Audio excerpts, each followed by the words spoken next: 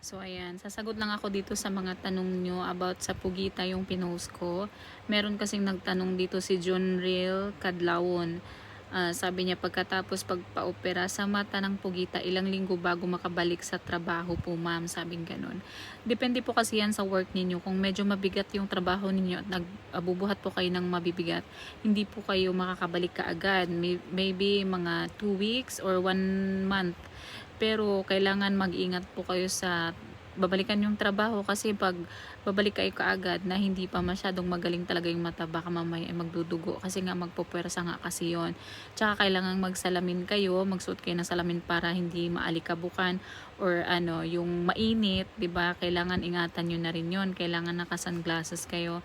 Tapos iwasan niyo yung laging sobrang expose kayo sa mainit. Iyon, ingatan po ninyo yung sarili. Thank you.